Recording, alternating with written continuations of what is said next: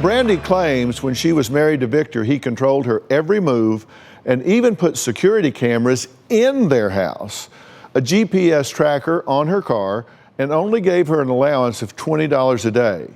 But no matter his faults, Brandi said she was here to get my help because she's still desperately in love with Victor and wants him back. Victor and I were the rock and roll couple that had it all. Victor wanted me to be the Stepford wife, a whore in the sheets and sweet on the streets. At one point, you thought he was cheating on you with his ex-wife. Absolutely, 100%. Victor would speak to his ex-wife, and I lost it. I went down into the recording studio. I took a hammer. I destroyed everything. I was arrested. When I got out of jail, I keyed the car and wrote cheater all over it with red lipstick. He bails you out. He pays your lawyers. Everything. You spend 42 days in jail for destruction of property, and you get out and go straight to his car and do it again. I did, and I poured bleach on some of his nice dress shirts, and I'm not happy about it. But I was at the time. I still love him, Dr. Phil. I mean, it's just like toxic, kinda. Now, Victor said the real problem is Brandi and her out-of-control drinking and raging.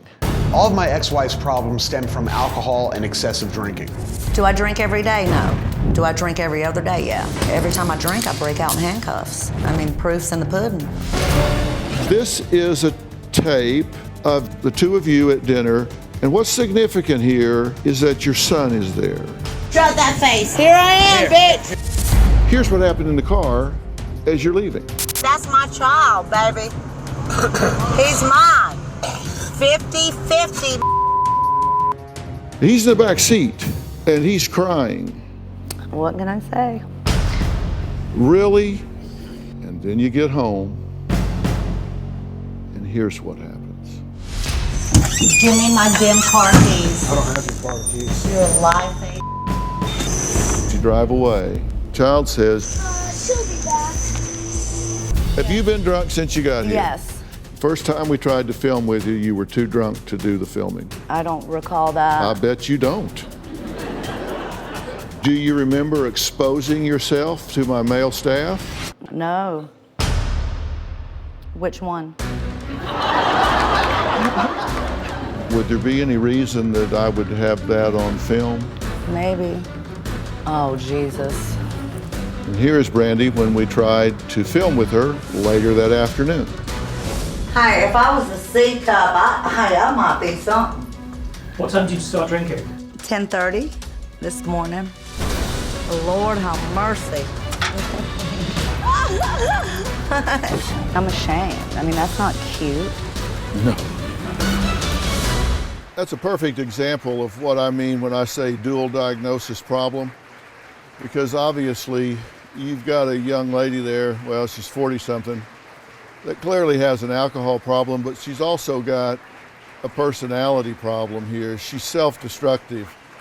I can't diagnose her sitting there, but I would certainly put borderline personality on the short list of considerations. Jumps from relationship to relationship, unstable, erratic, and I mean, come on, she's been arrested probably 15, 20 times, and she clearly is on a self-destructive path. At some point, you just got to say, look, we got to hit the reset button in a major way.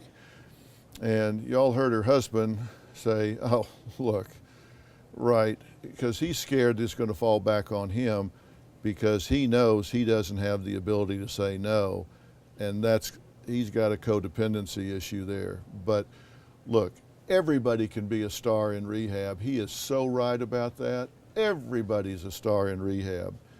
The issue is, can you transition into the real world? That's the challenge.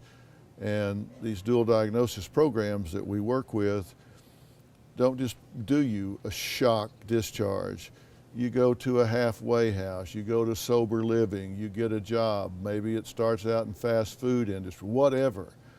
But you take it a step at a time and you rebuild your life. And don't tell me something can't be done. I am an incurable optimist in the human experiment.